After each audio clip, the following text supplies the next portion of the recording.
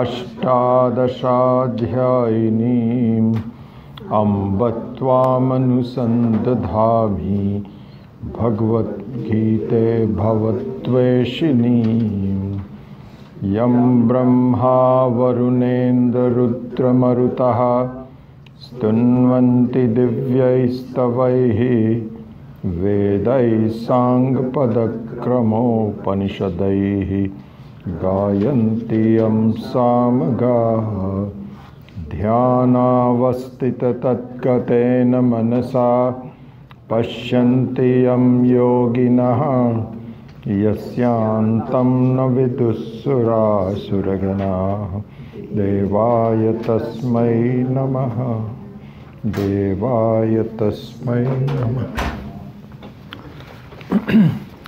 So, in the interest of time, let's just go ahead with the class and not do the usual chanting that we do before.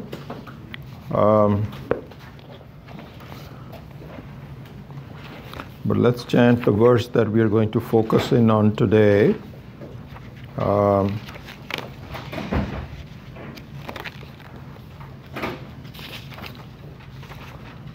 So verse number 24 of the second chapter. You can just chant after me. Oh, the fourth chapter, sorry. Brahmarpanam Brahma Havihi Brahmarpanam Brahma Havihi Brahmagnau Brahmanahutam Brahmaivatena Gantavyam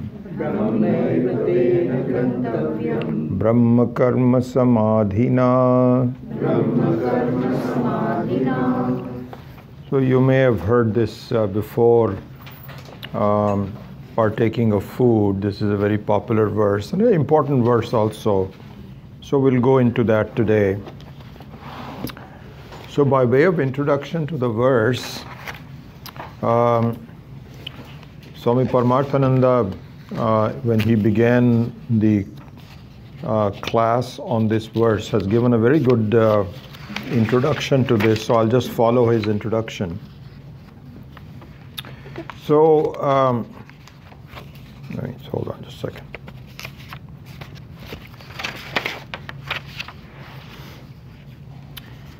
So, what he pointed out was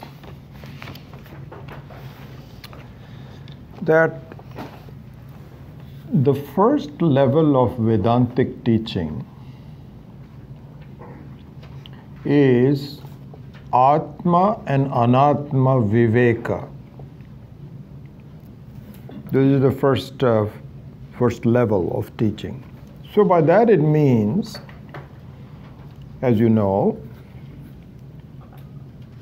that I, the Atma, the consciousness, is fundamentally different from the way I look at the world, which includes my own self.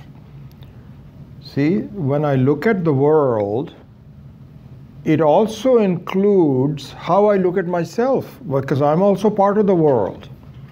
And so if there are things that happen, good and bad, they can happen to me also. What are parts of the world? I'm also part of the world. So I have a certain composite picture about myself, which includes my body, my mind, and the things that I see around me, all of that. This is the way it is. And the first level of the Vedantic teaching is to say, there is some funny things going on here. You are in fact fundamentally different, totally different from the way you look at yourself and the way you look at the world. And the way to the example given here was the beautiful example of electricity and an appliance. And what it said is that sure, there is in fact a lot of activity going on in an electrified appliance, whatever the appliance may be. There's a lot of, and it's good to look at an appliance which is moving like a fan, because there some movement is also involved. You can look at it, a light, but there's no movement there.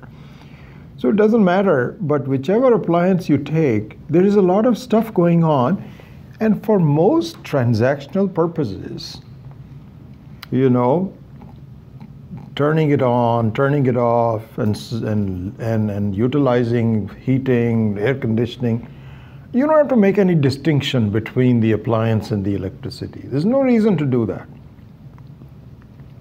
So similarly here also, in my life, there is no big reason to make a distinction between myself as the Atma and the whole world, including my whole body, mind complex, as the Anatma. No reason to make that distinction. Except when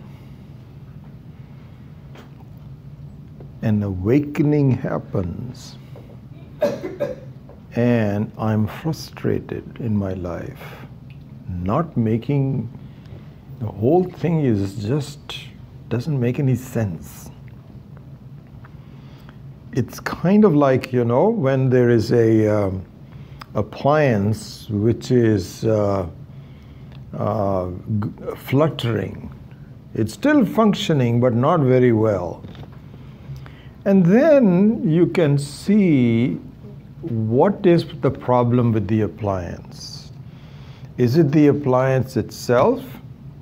Is it the interruption of the electricity? There, the need to make a distinction between electricity and the appliance becomes obvious.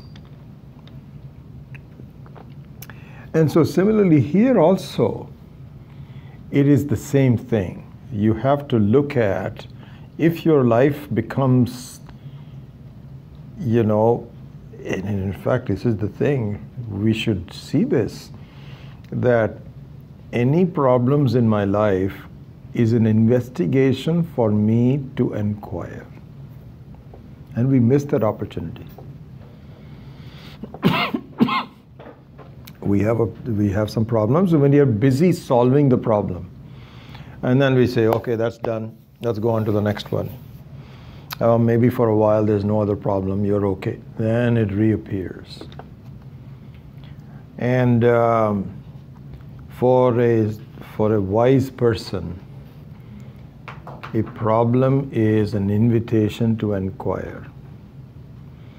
In fact, Kunti, I believe it was Kunti in the Mahabharata, who told Krishna, and he said, listen, I hope you keep on giving problems to me in my life, because that's a reminder that I should not get too complacent with things. I want to really inquire. And the only way I can do that is when there is a problem. So whenever there is a problem, it's an end, and then if it's a big problem, there also you can, you know, if you're not fortunate, then it becomes depression. When people have a big problem, then you can go into one of several days. One of them is just alcohol or drugs.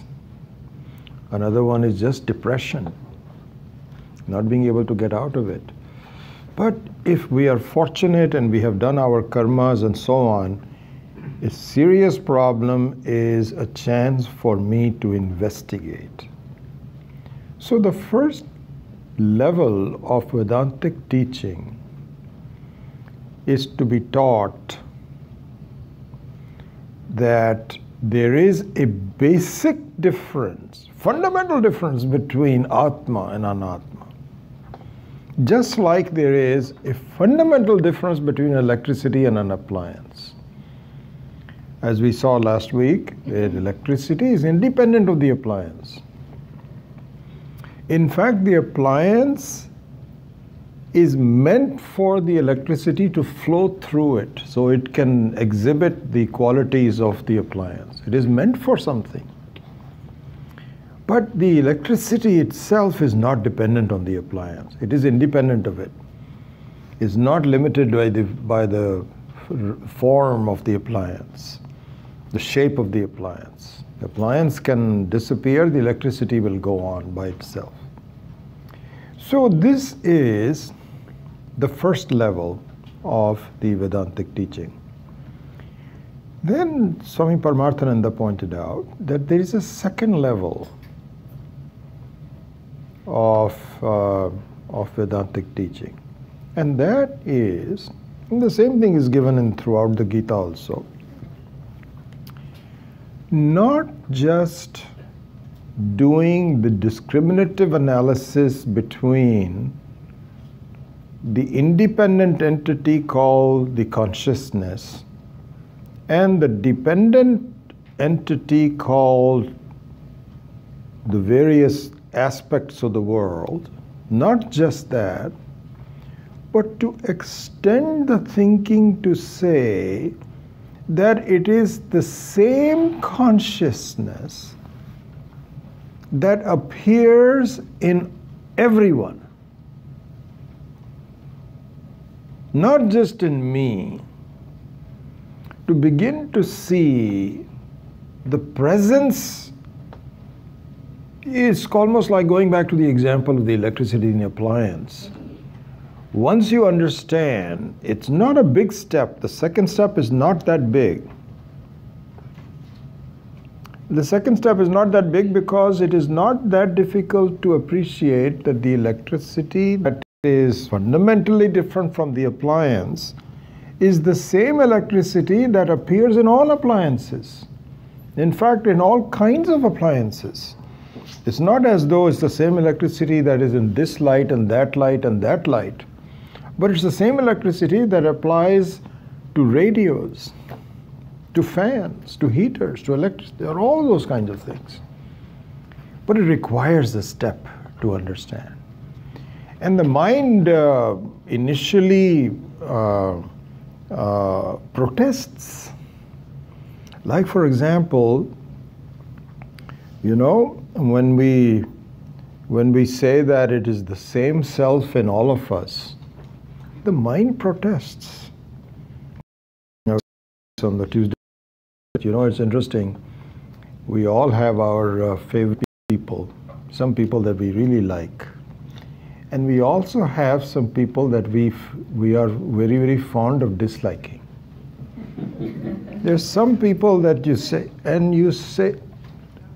I cannot be, that myself cannot be the self of that person. Maybe all others, they're okay, but this guy, no. No way. No way. So the mind protests. But then the next level of Vedantic teaching is that if you really look at the principles of self and the non-self, Atma and Anatma, the independent and the dependent and all of that, you have to come to the conclusion that the Atma is the same, there's only one Atma. There cannot be multiple Atmas. Cannot be multiple Atmas. Now, it's interesting that in Jainism, and we're sitting in the Jain temple, borrowing we're renting space, they believe that there are multiple Atmas. And they believe that an elephant Atma is very big, and an ant Atma is very small. So these are all different Atmas. What are you talking about, the same Atma? Fine. They seem to do quite well with that kind of a belief. They're good people. Wonderful. Not true. Because it flies against the very principles of truth. And one of the principles of the truth is that the Atma cannot be objectified. It's not an object. Because why can't it be objectified? Well, let it be objectified. What's the big problem? In fact, when you are looking at me and I'm looking at you, we are not looking at my Atma. I am not looking at your Atma. It cannot be objectified.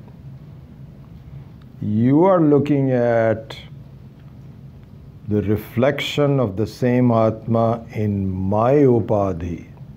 And I am looking at the reflection of the same Atma in your Upadhi. Just like saying, for example, there is a single sun and it's reflected in various small bodies of water and very bright. You can even have a mirror shown there which is very accurately represents the sun. And you're all looking at all the reflections of the sun, but you are looking at reflections, not the real one. So, Atma cannot be objectified. So the question is, why can it be objectified? Let it be objectified. No, because the very definition of Atma, which is Paramatma, is that it is independent. And if it is objectified, it is no longer independent. It already depends upon the seer. This is what happens when we, this is the thing, you're insulting Ishvara. You're diminishing and you're insulting God by imagining that He's different from you. How are you insulting it? Because supposing supposing Ishvara comes, okay? So just imagine for a minute. It says, "Oh Ishvara, please come into my life, please save me, I've got a lot of problems," and so on and so forth. So suddenly you see an effulgent body go right through the door. He doesn't have to open the door. He's so subtle. There's like an effulgent, in fact, in the Keno Upanishad, this example comes. So in the Keno Upanishad, there is a story where there is a big war going on between the good guys and the bad guys, the Devas and Asuras. Huge battle. And in the end, the Devas won. The good guys won. And they were having a party to celebrate their win. They're saying, "Oh, we are so good. We are just so wonderful. These guys we finally defeated them. They're gone. Now we can protect the whole society with it." And they were hollering and singing and so on and so forth. Just then, a yaksha came in their midst. And the yaksha is an effulgent, subtle being. Like you go right through the wall. And he says, who is this? Where did this come from? So now there's a story where all these devas, they are slowly sent to the yakshas and say, "You find out who that is." So, for example, the Vayu, the lord of wind, is sent out and said, "Hey, go find out who that is. What's he doing?" So he approached the yaksha and said, "Hey, who are you?" He says, "I am the yaksha. Who are you?" So the wind god was very insulted. He said, "You don't know who I am? I can blow away anything." He says, "Oh, really? Here's a blade of grass, and I'm going to pluck it so that there's no roots. can you please blow this away? So the wind god was very insulted. He says, what was he doing? So he just tried to, and it would not move. The blade of grass was still sitting there. And the guy says, I don't know, there's something funny going on in here. So he came back and told people that I can't figure it out. So then they said, they sent Agni Devta. So Agni Devta goes there. Anyway, this is a long story. And he says, who are you? He says, I can burn anything. I mean, really, the Agni, what's happening in the Napa County and Sonoma, and it's just amazing. It's just incredible. It's a good thing that he's just quiet, but when it becomes angry, it just... So the Agni says, don't you know who I am? I can burn the whole world. And he says, okay, try to burn this little blade of grass. He couldn't do it. And finally, Indra was sent. And asked that you are the best Devata that we have. You are the king of us. You go find out. And when he went there, right in front of him, the Daksha disappeared.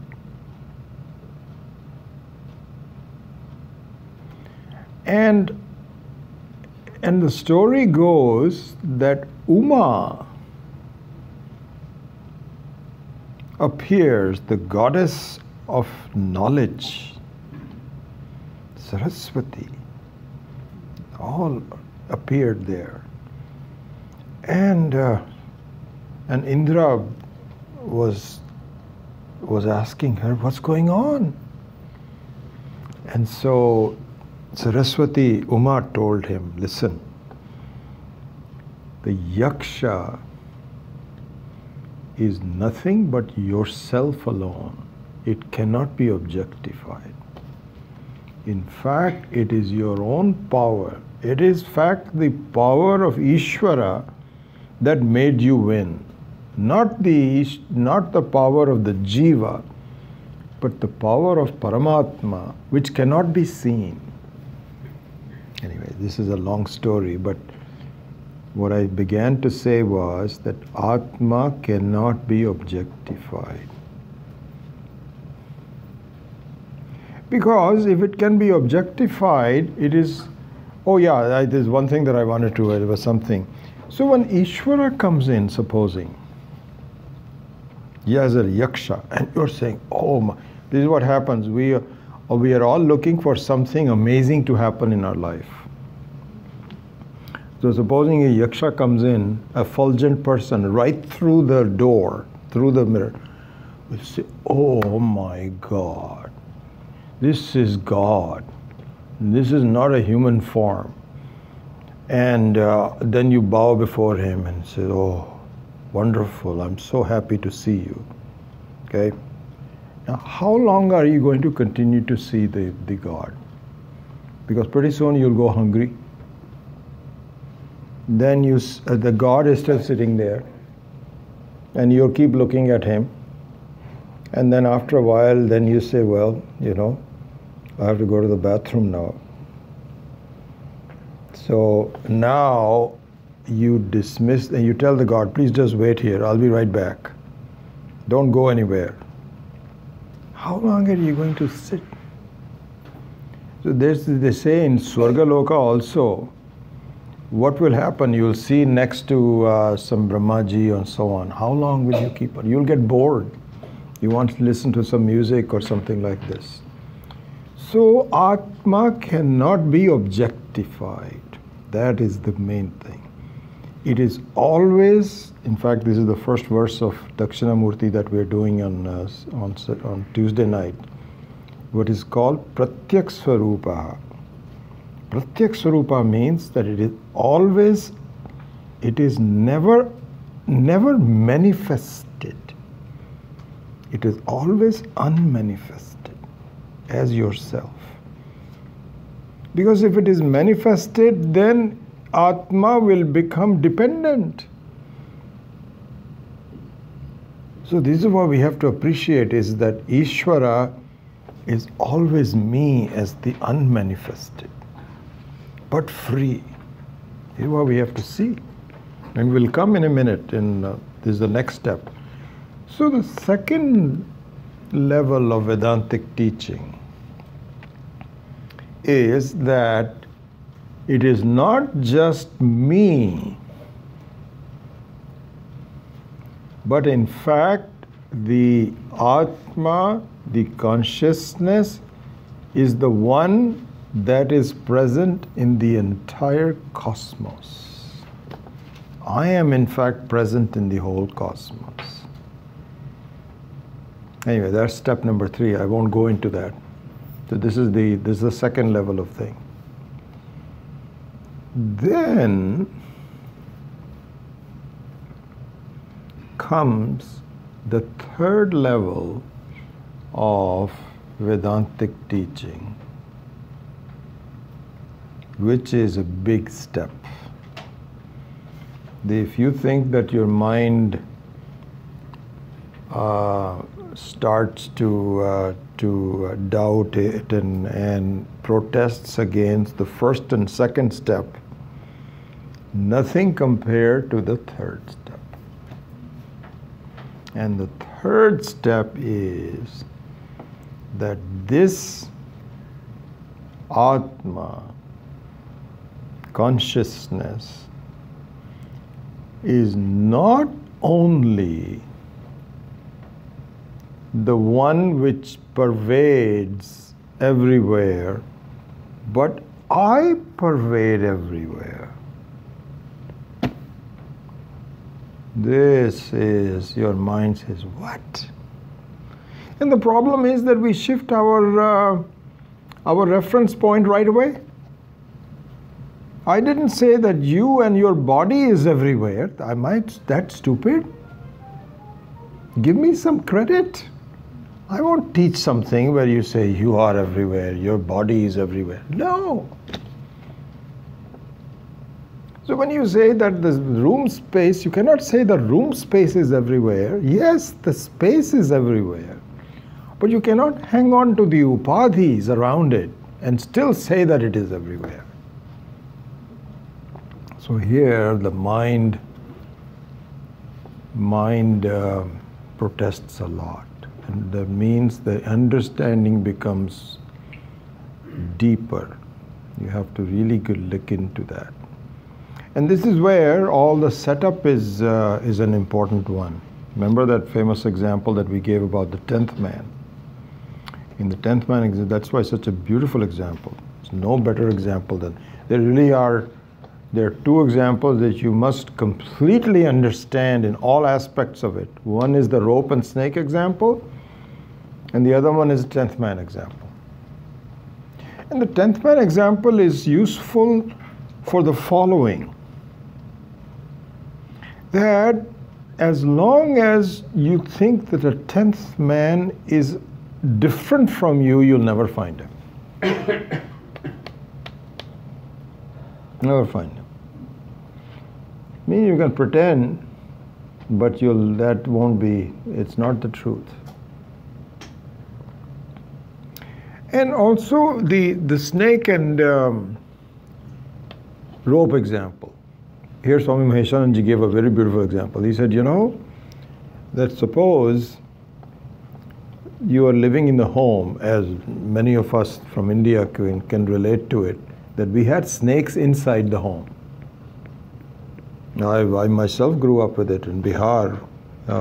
My father was a mining engineer, and we had a very nice house, but in the middle of a forest. We were surrounded with all kinds of wild animals, and snakes were all over the place. And they would, you had to be very careful. There was, I think I may have told you this, there's a snake called chiti snake. And the chiti snake is as poisonous as cobra. And it is thinner than this. This is also thick. So it's thinner than this. A little bit thicker than, about the thickness of your thumb.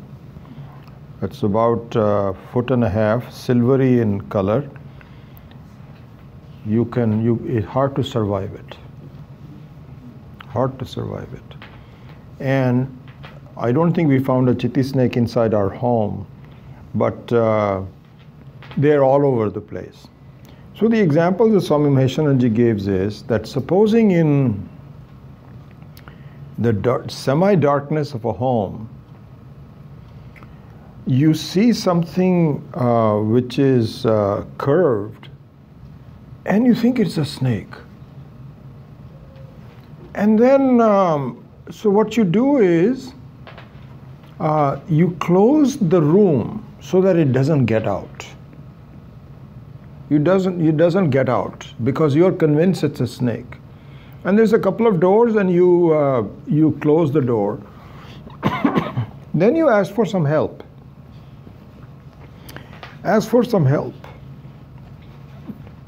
What reminds me of is this Swami Dayanandji saying it. Swami Dayanand says, you know, when the children first grow up, they think that my mother knows everything. She is all powerful and she takes care of me, you know, raises me and so on and so forth. Until the time she notices there is a mouse in the home, and the mother climbs up on the top of a chair because she doesn't want to be even come to it, and calls her husband and say, there is a mouse in the home, you better take care of it. So the child says, she's not that powerful anymore. Oh, she depends on the man, I see. So then they think the man is very powerful. No, he knows everything. Except if there is some snake in the home, then the person calls up some handyman and says, come get him, I cannot get him. This happens in my case also. We had some squirrels in our attic. And tried my best, I could not get of him. So I had to get a professional help, and he finally got it. And so now the child loses the trust of the father as being the all-knowing and all-knowing. Pretty soon, you lose trust in the whole world. This is the process that we go through. Anyway, going back to the snake and rope example, this is an interesting example because suppose you think there's a snake in the home and you close the door saying it's not going to escape now. And then you go outside and you ask for help, and then the person says, okay, where is it? He's ready with a stick, and you are also there, and you cannot say that the snake has died now, because there was some kind of a rope-like thing sitting there, and you're not. She says, did you see it there? He says, yeah, I think that's where it was. He says, no. You made a mistake. It is really a rope. So it's not as though the snake was there, and then when you went out, it died. It was never there to begin with. Never there to begin with. Very similarly is the case of the Atma. So the 10th man and I'll come back to the 10th man example because that's the one that is very relevant to what we are doing here with Brahmarpanam Brahmahavihi. But just to finish this snake and rope example, it is a very important thing to see. A very important thing. See, our approach in life is the following. None of us like problems. None of us like problems. And we all recognize whenever something happens, either physical problem or mental problem, we recognize it. This is a problem, and I don't like it. So my approach in life is to move away from problems.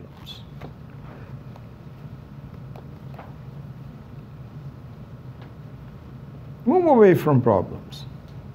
kind of like when you see like a snake, you don't want to be close to it. Because you know that the snakes are very, here in this country that's not the case. I find kids, they're handling snakes and so on and so forth, and many of them are not poisonous, it's okay. But those of us from India, we know. I remember when I was growing up, there was in one of our quarters of workers, there was a newlywed couple who were sleeping on the ground, and they were both bitten by snake and they both died. I still remember that example. My mother used to, there was a big funeral procession for them. They're like 20-year-old couple. And so we know what it can do. So we were very scared about that. So in the case of, if you see a snake, you want to get away from it. You want to just do this. Similarly, problems in life are like a mini snake. Our approach to dealing with that is to get away from it, solve it somehow or the other. Except that I am surrounded by them. They are continuously happening. If it is not a physical problem, then there is some mental problem. And if it's not a mental problem, then there is some other problem. All kinds of problems keep occurring. So, the advice of the Vedantic teaching is that the approach you need to have is not to get away from the problem, but to investigate it. Inquire into it. This is why I said earlier that really problems are, one should have them so that they will give you an opportunity to inquire.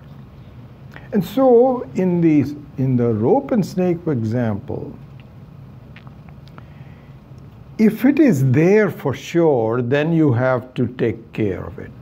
But supposing the snake was never there to begin with, then you have to inquire into it rather than getting away from it.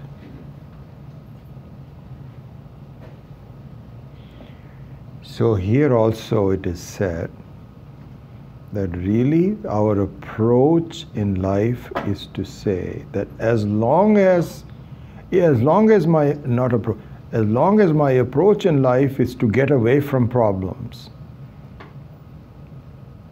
If there's something that is really bothering you, like you have a thorn in your skin, take care of it. We're not talking about that. But any serious problem that you're having in your life, don't try to just get away from it.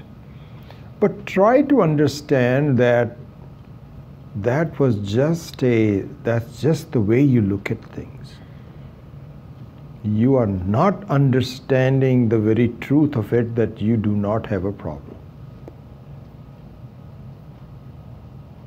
And so this is an invitation to inquiry. This is what is called going beyond the problem, not avoiding the problem. Swami Dayanand used to say there was a person who really likes this word beyond, so it's something. So he called himself Swami Beyondananda. And his idea was right. So, Gunatitaha. So this is exactly the one he says, Guna Guneshu Vartante. We saw that earlier, that you have to really go beyond the thing. And if you cannot do it, then we have a huge problem. But we don't have a huge problem. If you inquire, if you really shine the right amount of light on this, what you perceive to be a snake, it goes away. So this is why the rope snake example is a very important one. Now coming back to the 10th man example, which is very relevant to what we are doing. The next step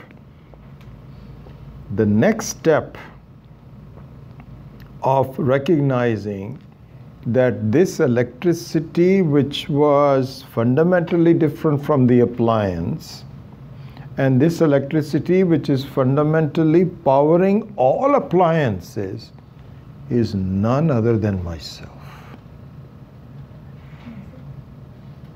It is me. Here the mind says, you must be kidding. Who are you listening to? What are you talking about? You can't even spell all-pervasive. And you want to be all-pervasive? You must be kidding. Huge problem. But it's the truth. So this is the fundamental reason behind that this is what is Brahmarpanam Brahmahavihi Brahmagnau Brahmanahutam Brahmaiva Tena Gantavyam Brahma Karma Samadhina. So let's start with the very last word called Brahma Karma Samadhina. Okay? So this word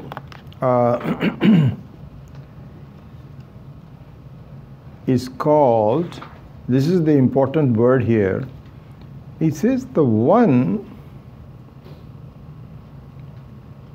who is able to see that my consciousness never disappears. And in fact, all of my conclusions about things contain consciousness. So I am not paying attention to my nature as a unchanging consciousness. I'm not looking at that point. It's as though when you are enjoying an ornament, a golden ornament, your attention is not towards the gold of the golden ornament.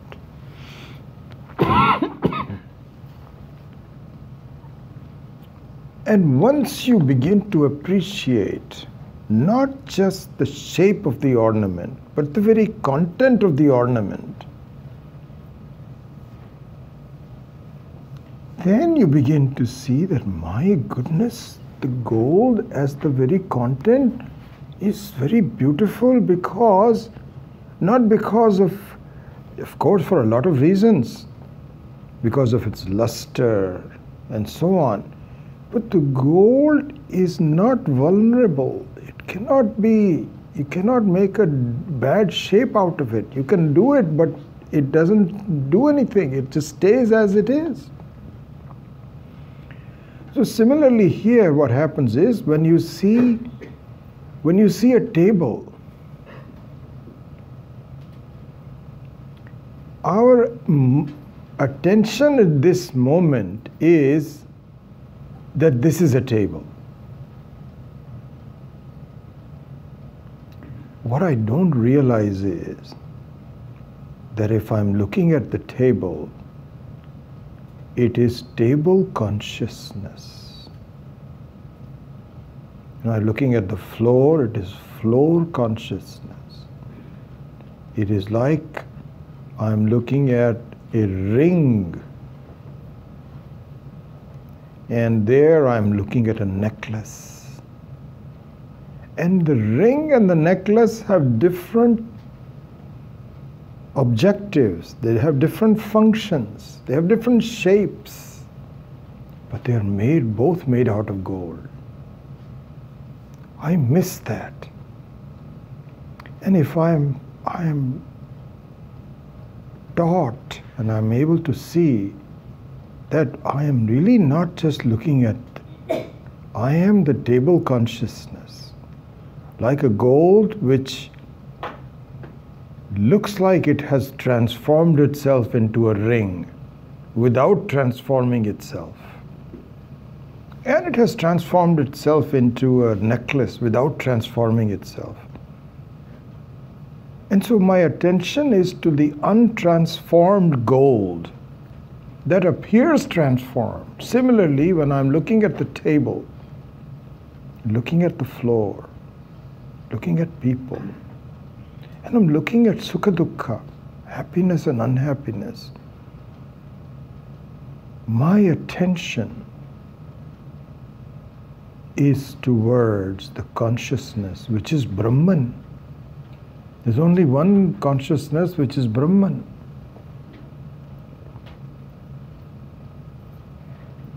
And because I'm not used to it, this is all new to me, I may be able to see it under controlled circumstances. But certainly when I am faced with problems and so on and so forth, consciousness goes, my consciousness, my consciousness of the fact that I am nothing but Brahman goes out of the window. But one who's able to not only appreciate the truth, but is able to stay with it, this is a jnani who never misses the fact, even though I keep on changing in the way I think, my body grows and so on, myself, the consciousness, never changes. One who is able to see this is called Brahma Karma Samadhi. So Brahma Karma Samadhi means one whose mind is sama. It's the same. One who is vritti, the mind's shape, the thinking, the conclusion is uninterrupted. So this is called Brahma Karma Samadhi. Here the word karma is used in place of yajna. Yajna is the word which is synonymous with, not synonymous, it is means an offering to Ishvara. It's called yajna. And so offering to the Ishvara means that I keep Brahman and Ishvara, same thing, in mind when I am doing things, when I am active. I don't miss the presence of Ishvara in the form of consciousness. My mind is totally absorbed. It doesn't mean that, for example, I am not doing my job, but in the back of my mind, I have this firm conclusion that this is what is happening. This is where I have to go. In fact, there's a beautiful example given by Swami Paramathananda. He said, and in fact, it's interesting, if you look at, before I finish that thought, if you look at the word gantavyam, look at the word gantavyam. Gantavyam means one that needs to be reached. So it's a tavya pratyaya. So tavya pratyaya is used means what needs to be, for example, say kartavya. Kartavya means what needs to be done. Gantavya means what needs to be gone into, what is to be reached. It's called gantavya. We looked at example Swami Paramathananda had reminded us, beautiful example, this is a common example but very nicely given in this context. He said, those of you that have traveled in India in long distances in trains, like from Delhi to Chennai, it takes something like 25, 24 hours. It's getting less. When I was growing up from my hometown in Amritsar to from my parents' place in Bihar, it would take 36 hours. 36 hours sitting on the same train, so on and forth. And then there came a time when I would travel alone. You know, I was old enough, and I was actually not that old. Amazing. In India, this was I think I was 14 when my parents said, okay, you are on your own. And so I learned to look around, and there was no problem. All these criminal kind of things all came about much recently. Those were good days. Anyway, I'm going beyond the thing. So what happens is, if you go on these long journeys, and these are all coal trains, so they burn the coal, and then they have to replenish. They have to get new water and coal. So they do it in major stations, like Lucknow and Banaras. When it comes there, the stay is half hour. Otherwise, if it's a small station, it's like 3 minutes, 5 minutes, 10 minutes, and so on. You cannot have time to go outside. But once in a while, you go have a station where it's half hour, 45 minutes even. Then they take a long time to replenish everything. So Paramatmananda says it's very interesting. He said, suppose, and that happens to all of us, you're tired and then you say, okay, now I'm going to get some rest. So you first get some tea. Then you still have time, so you start looking at magazines. Then you find there is a gift and that you are taking for your kids, and he says, I think I should go and get this. So you say, how much is it? The person says it's 22 rupees and 50 paisas. So you look around and you give him 100 rupee note. So he says, sir, I don't have the change. Can you please just stay here? I'll be right back. In doing all of this, do you lose sight of the fact that you have to go to Chennai?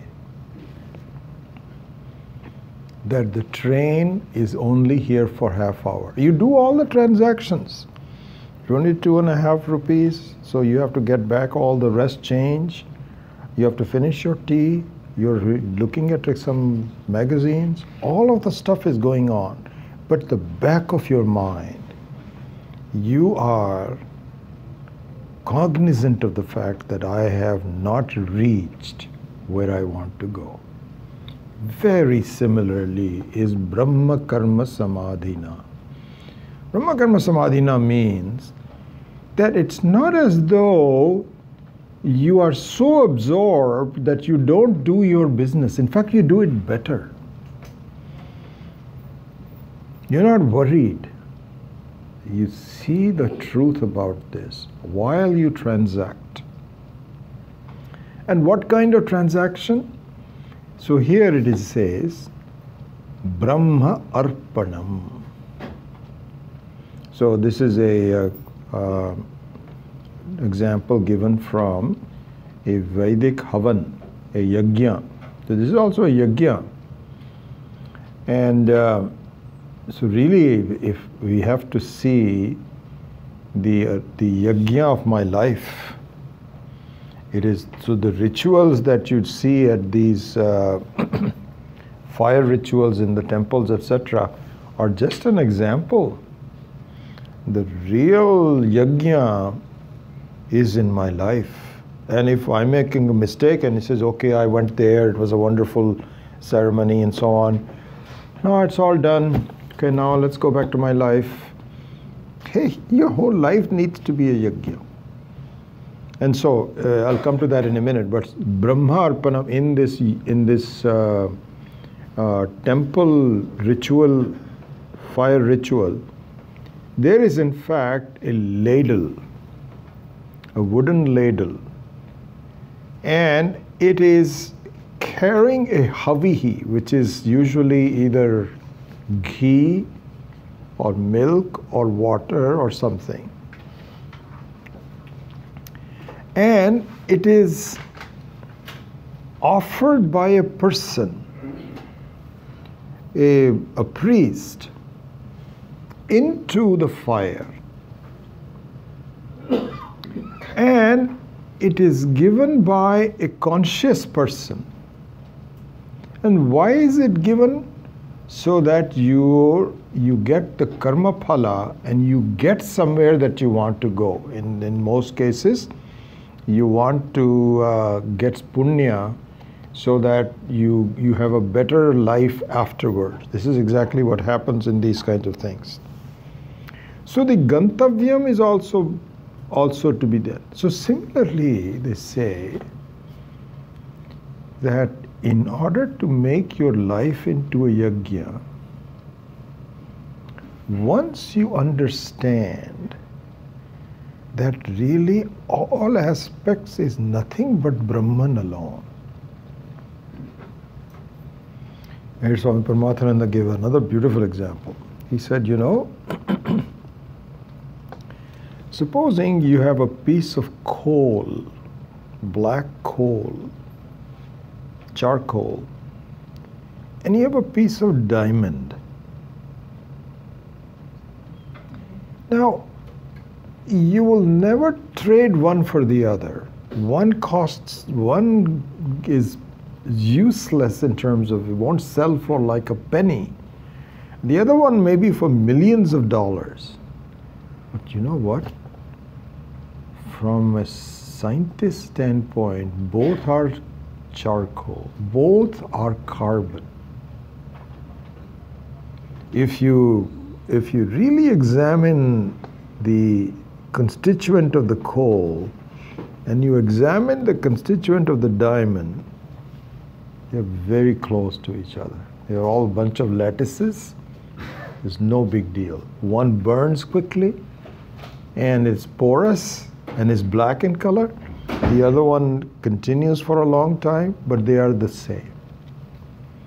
So even though the transactional quality of the coal and the diamond are totally different,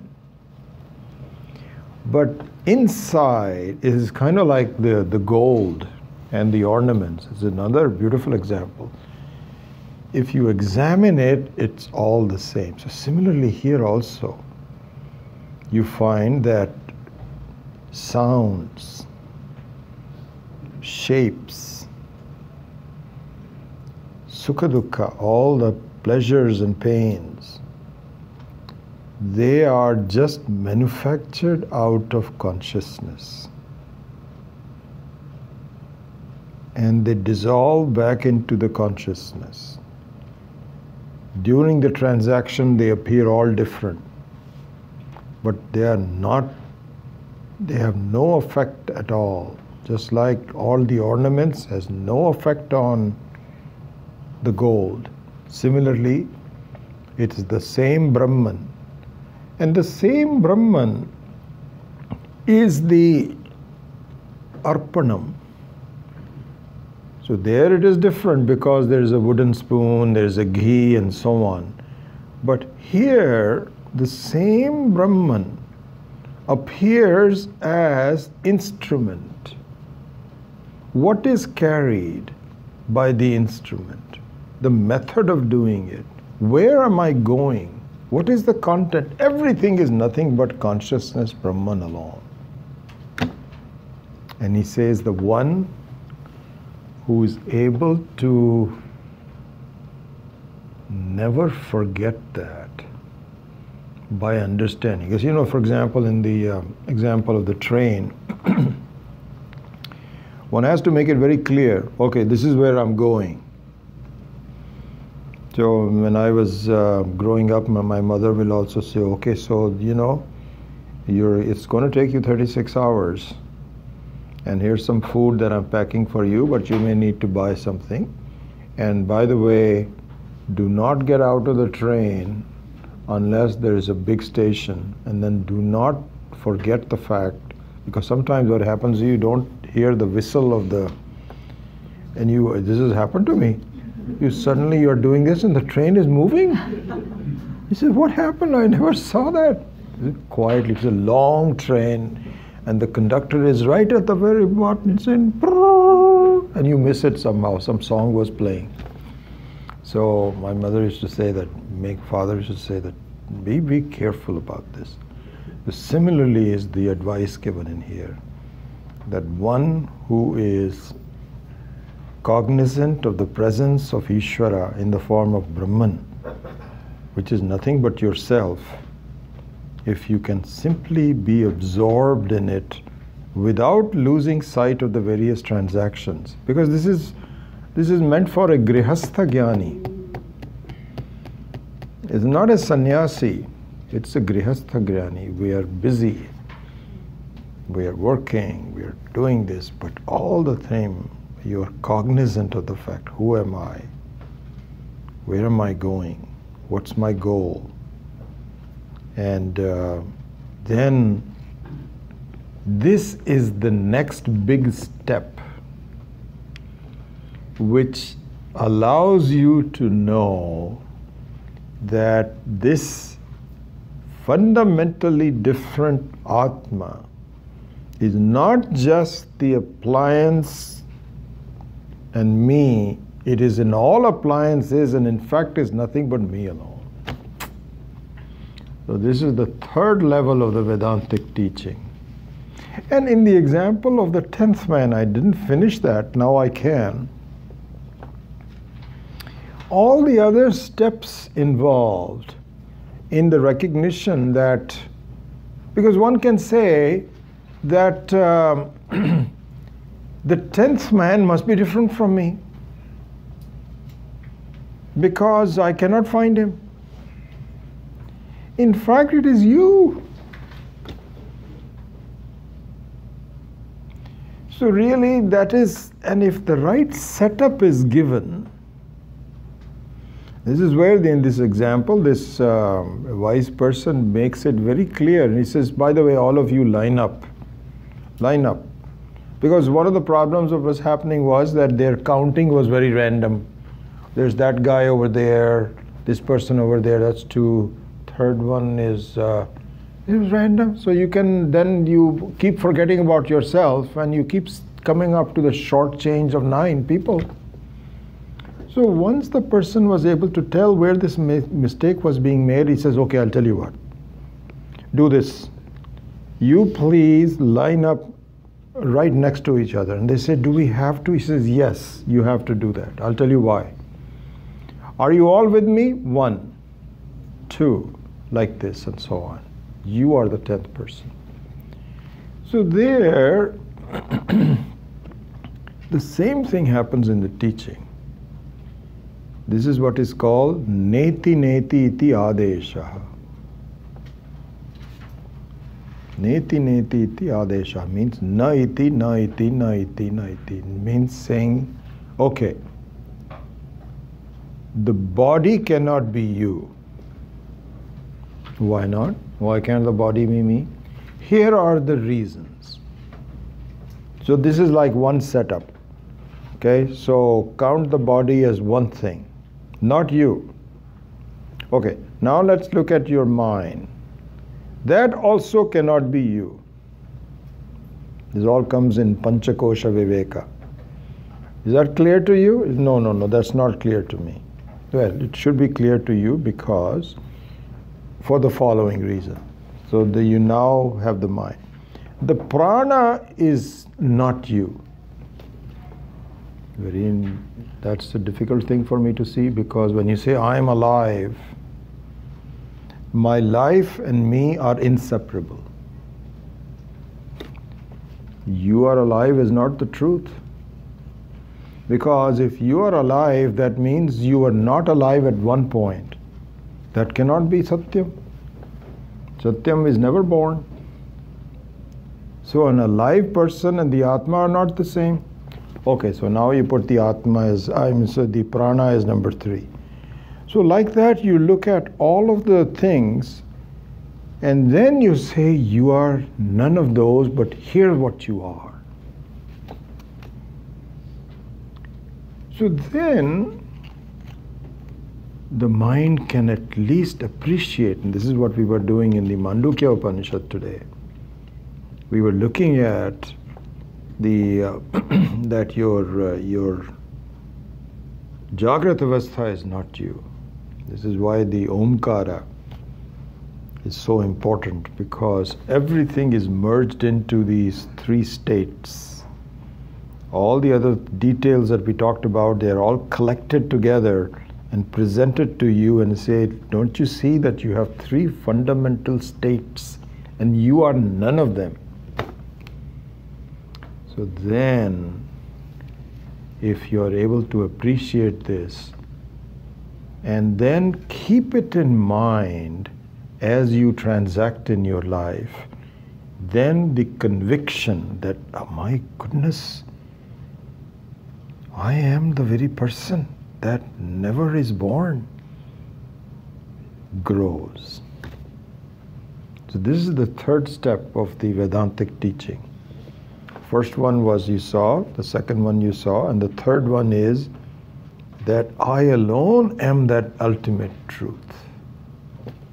And the only thing that is keeping you from understanding is you.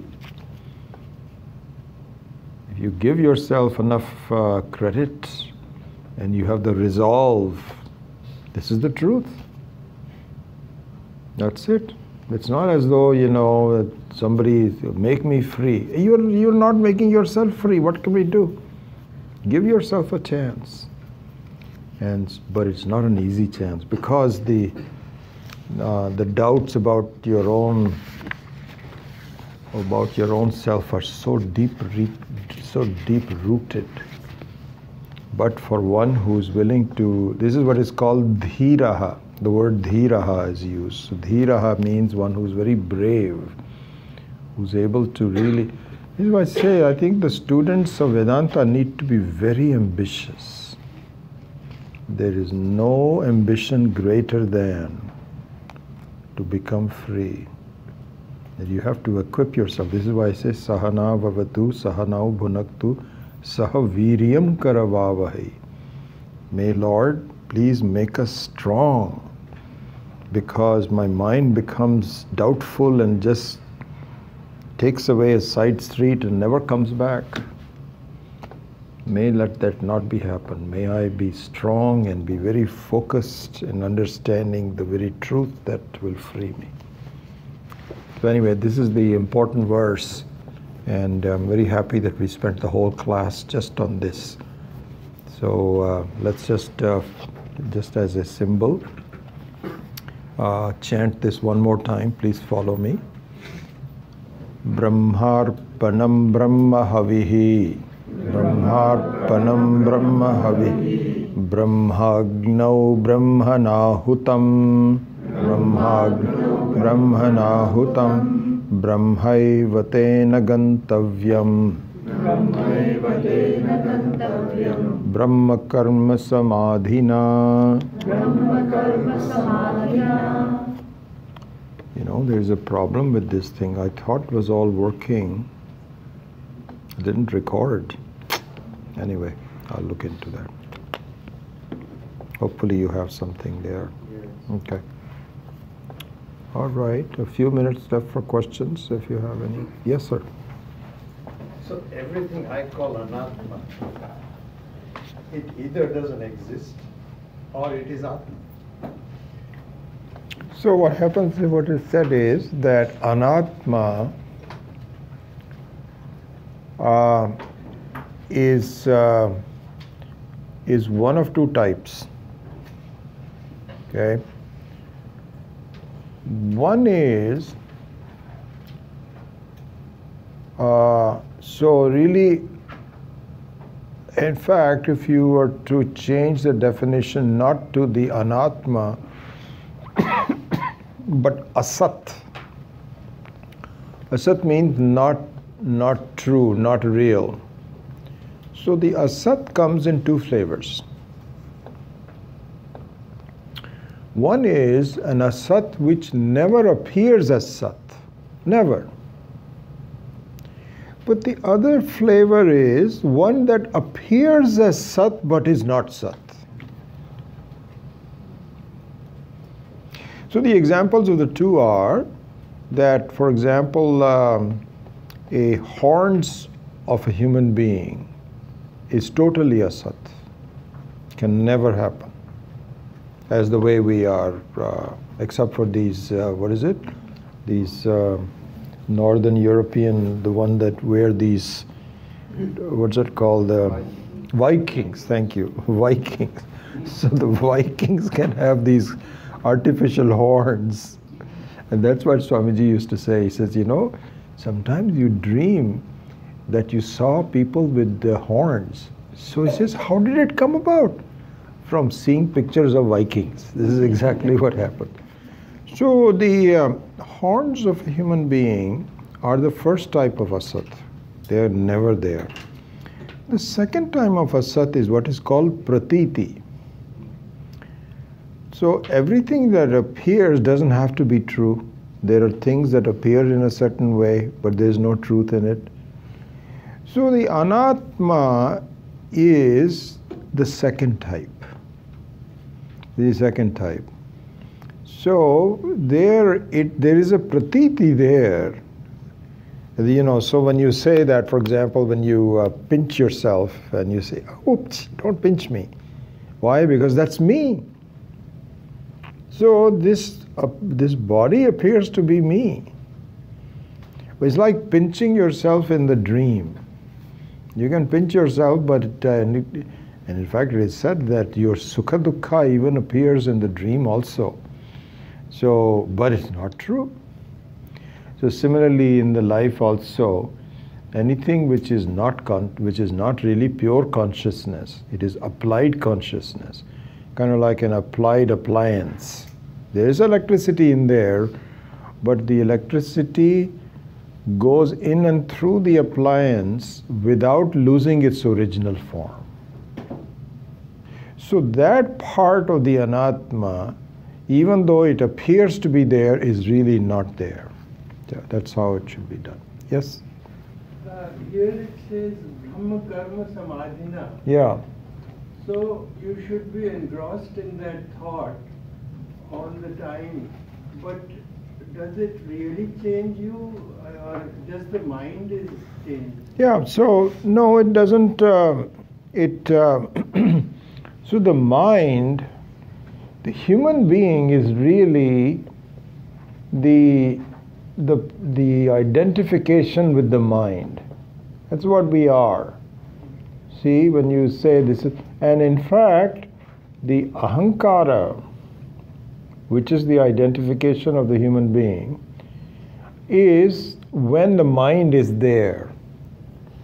Because when the mind is not there, you don't have ahankara. In fact, you don't have any problems.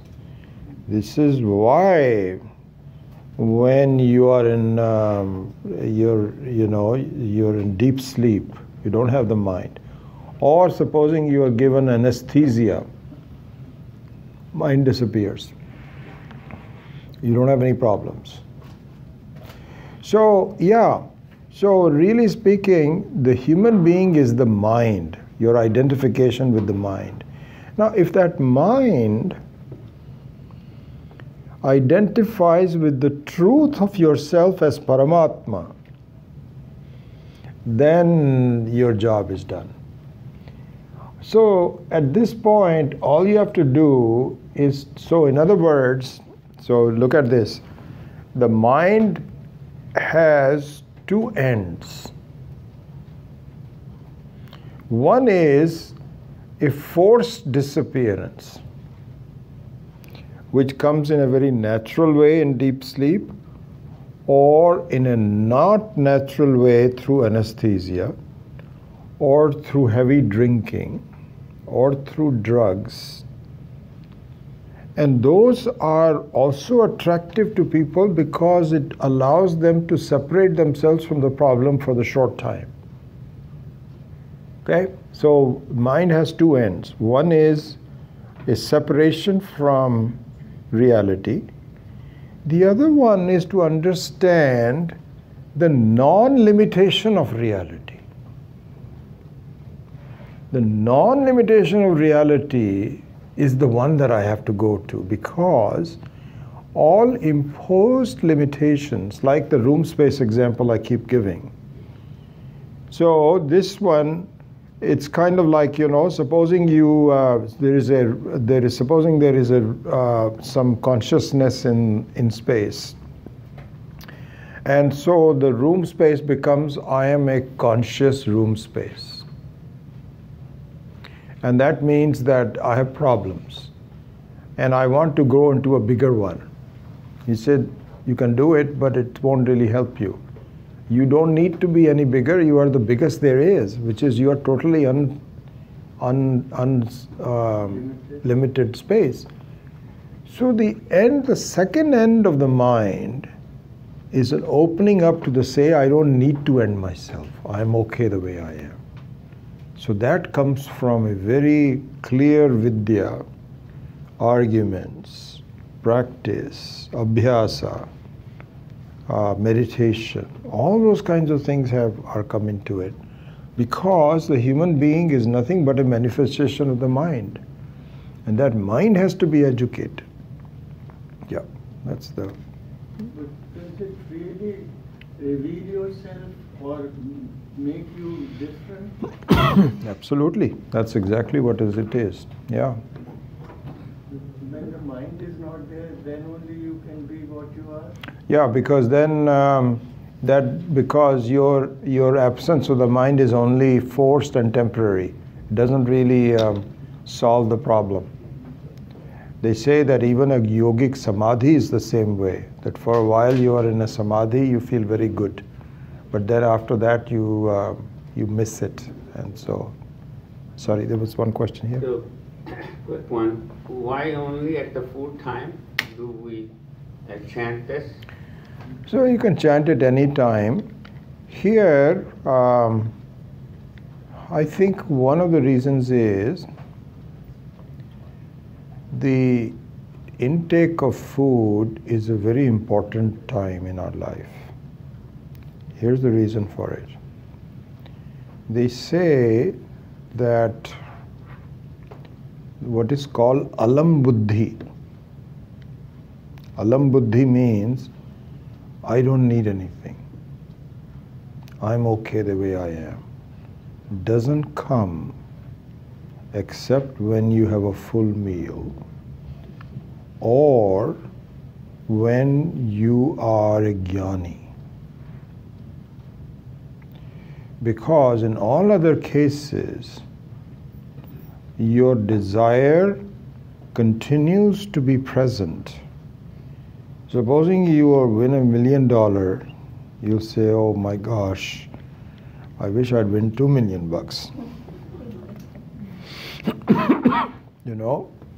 And all kinds of but in the case of food, it has a beautiful quality. This is annam. That supposing you are extremely hungry, this is what happens when we go to these parties, and then there are these, nowadays they are very clever, these samosas are getting smaller in size. Way too small. Way too small. So now you take 2 or 3 of them. Before that you had one big samosa, Now you have 2 or 3 of them. But there comes a point, and the host says, wonderful, wonderful, have some more. So he says, okay, you take a second helping of 3 more. Now you have 6 samosas. Then the host says, no, have some more. He says, no, this is enough. I'm very happy. So the food gives alam buddhi. So I remember Swamiji discussing that. He said, so at the time where you are eating, and it becomes a tradition also, just like he chanting the 15th chapter of the Gita, There's no reason that the only thing you should do that, but it becomes a kind of a nice tradition. Then chanting this becomes a useful thing to do. Yeah. Yes, sir. My question is about praying. So we are used to praying to like Ram or Krishna as Correct. very different than us. Yeah. So now if we think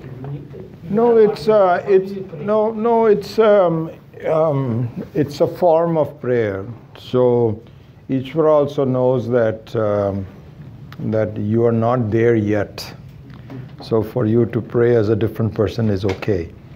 But finally, your prayer will come to a point where, because there's a famous story in the Ramayana where Rama, they are getting ready to. Swami Chinmayanand gave the story. I still remember some things kind of, so Rama was getting to cross the oceans in search of Sita. And Hanuman is also very busy gathering everybody together and so busy and so on and so forth. So Rama calls him up and he says, come here, come here. He says, sir, I don't have any time. He says, no, come. We've never talked to each other. He says, now is not the time to talk to each other. He says, no.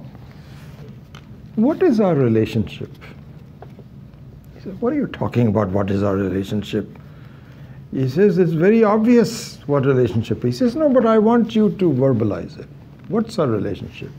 He says, sir, it's at various levels.